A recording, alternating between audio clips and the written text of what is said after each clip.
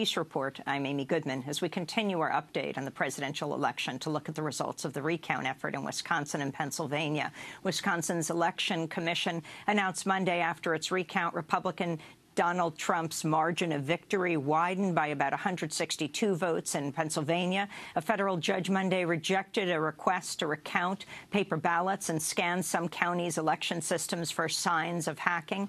Hours later, state officials certified the results of the election, with Trump winning by less than 1% of the vote. Former Green Party presidential candidate Jill Stein had requested recounts in Wisconsin, Michigan, and Pennsylvania, 3 states where Donald Trump narrowly beat Hillary Clinton.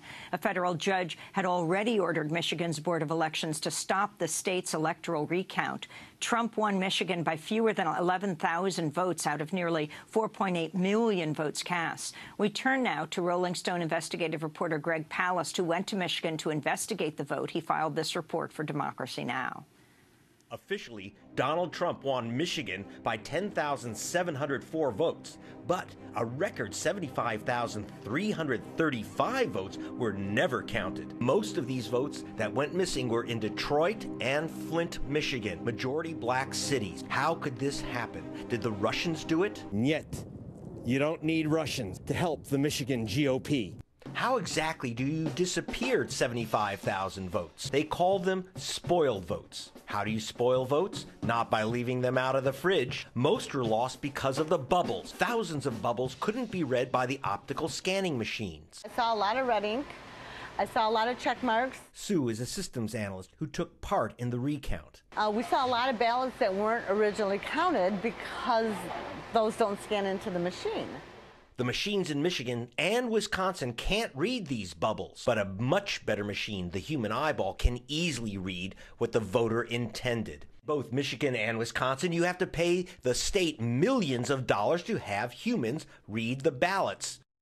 This woman, Jill Stein, raised the money for the human count of these uncounted ballots. According to Stein, this human review was finding a whole lot of votes that were blank, many of which were in communities of color that are historically Democratic. So obviously this was a concern for him. Enough votes that Mr. Trump would lose. So then a GOP politician came to Mr. Trump's rescue. This is Trumpville, rural Michigan, and this is their hero, the man who shut down the recount. Bill Schuette is the Republican Attorney General of Michigan. He issued an order saying that no one would be allowed to look at the ballots in over half the precincts, 59% in the Detroit area, the very place that most of the votes had gone missing. And it's shocking to think that the discounting of these votes may be actually making the critical difference in the outcome of the election. We went to speak with the Secretary of State, whose spokesman said the missing votes in Detroit were simply people who waited in line but didn't want to vote for president.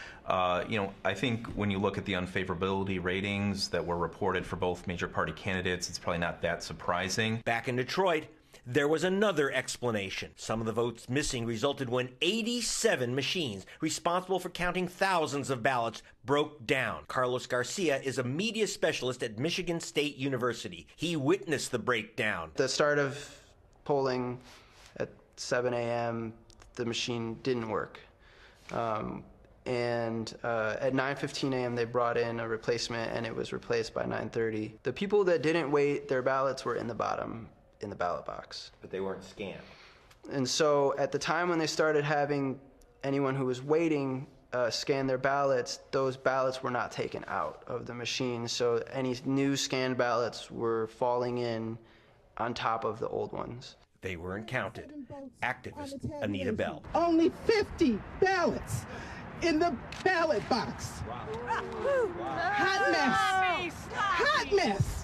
How did Detroit end up in a hot mess with these ballot-destroying machines? Public and state officials took direct control of the government spending in Flint and Detroit. Result, Flint's water was poisoned, and the voting system of Detroit was poisoned as well. Whereas if you're voting in a wealthy white suburban precinct, no sweat. Your vote will be validated. You can have assurance and confidence in your vote. But if you're African American, these questions cannot be asked. And then there are voters who never got to vote in the first place. Whether it's because of the chaos some polling centers are closed and then some are moved, and there's all kinds of mix-ups. So a lot of people are filling out provisional ballots in the first place, or they were being tossed off the voter rolls by interstate cross-check.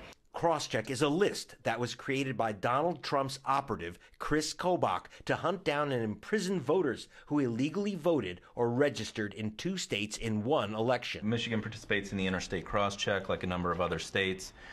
So we do match voters who may be registered in another state. Do you know how many names are on it? There's a lot of names. There's a lot of names. Yeah, I'd say there's a lot of names. Here's Michigan. 499,092 Michiganders are on this suspect list. Mm-hmm. Is this to eliminate fraud, or is this to eliminate voters? It's to clean our voter lists and ensure that there's no vulnerability for fraud. So do you believe that there's fraud in Michigan? Well, we've been very aggressive in closing vulnerabilities and loopholes. Well, I see the aggression here. Michael Bernard Brown is supposed to be the same voter as Michael Anthony Brown.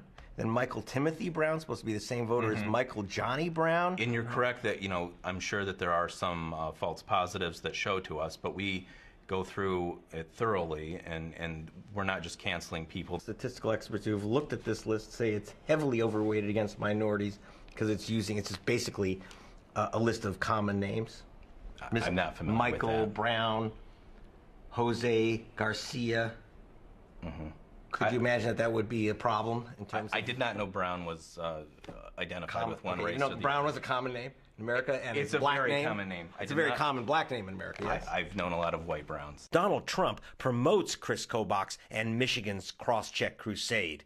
Stein doesn't buy it. If he thinks that Michael Lewis Brown is the same person as Michael James Brown, he's confused. And the American people should not be duped into believing him for a minute. It's the opposite of what he is saying. Not people who are voting fraudulently and illegally, but actually legitimate voters who've had their right to vote taken away from them by Chris Kobach and by Donald Trump. And there is no legitimacy to his claim that there are fraudulent voters that have distorted the outcome of this election. It is a Jim Crow system, and it all needs to be fixed. It's not rocket science. This is just plain basic democracy. And I think the people of Detroit are so inspired and principled and passionate. They really are a model for this struggle around the nation. And so the recount slogged through, uncovering missing votes and missing voters that could change the presidency. So Republicans rushed in to shut down the recount completely. Wisconsin, Pennsylvania, here in Michigan. We may be way north of the Mason-Dixon line, but the elections are still run by Jim Crow. For Democracy Now!, this is Greg Palast. And joining us from Washington, D.C. is Rolling Stone reporter Greg Palast, his new film, The Best Democracy Money Can Buy. So, Greg, what most surprised you in this latest research in Michigan? Well, people are looking for Russians, but what we had is a real Jim Crow election. Trump, for example, in Michigan, won by less than 11,000 votes. It looks like we had about 55,000 voters, mostly minorities, removed by this racist system called cross-check. In addition, you had a stoppage, even before the courts ordered the complete stop of the vote in Michigan. You had the Republican state officials completely sabotage the recount. They said in Detroit, where there were 75,335 supposedly blank ballots for president, 75,000, they said you can't count 59% of the precincts where most of the votes were missing. There were 87 machines in Detroit that didn't function. They were supposed to count about 1,000 ballots each. You're talking about a massive blockade of the black vote in Detroit and Flint, enough votes undoubtedly to overturn that election. And you saw a mirror of this in Wisconsin, where, for example, there were many, many votes, thousands of votes lost in the Milwaukee area, another African-American heavy area.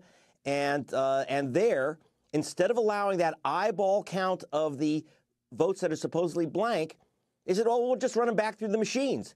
It's like betting on an instant replay. It's the same game. They just put them through the bad machines again. This is not just bad way to count the ballots. It's a way to not count African-American ballots. And I want to emphasize that, Amy, which is that when we use the term recount, we're actually talking about ballots that were never counted in the first place. Way over 75,000 in Michigan. There are enough ballots uncounted that if you looked at them with the human eye, because the machines, these are terrible machines which can't read your little bubble marks next to the candidate's name on the piece of paper. If the human eye looks at these things, it's easy to tell that someone voted for a presidential candidate. A lot of the machines said that they voted for two candidates. Not many people do that. The human eye could do that. But the question is, where are these ballots not counted? They are not counted in African-American areas, in Dearborn, where there's a heavy Arab American community, in Latino communities. So while we're discussing hacking the machines, a lot of this was old-fashioned Jim Crow tactics, from way back. And by the way, a lot of this is the result of the destruction and the gutting of the 1965 Voting Rights Act, which this is the first election post the Voting Rights Act. So we saw, and Jill Stein said it correct, she expected to see a lot of hacking. What she found was, as she said, a Jim Crow election. Finally, we just have a minute, but what do you think needs to happen now? Well, we need to have kind of standing rocks for voting.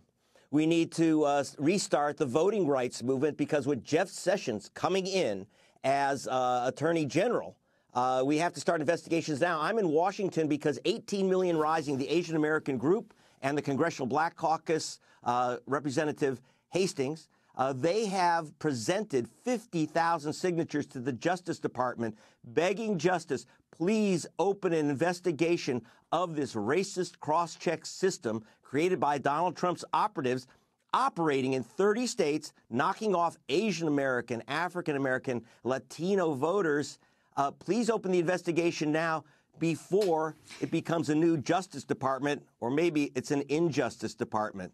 I want to thank you, Greg, for your report. And Rolling Stone reporter Greg Palast, his new film, The Best Democracy Money Can Buy, based on his original book by the same title. This is Democracy Now! When we come back.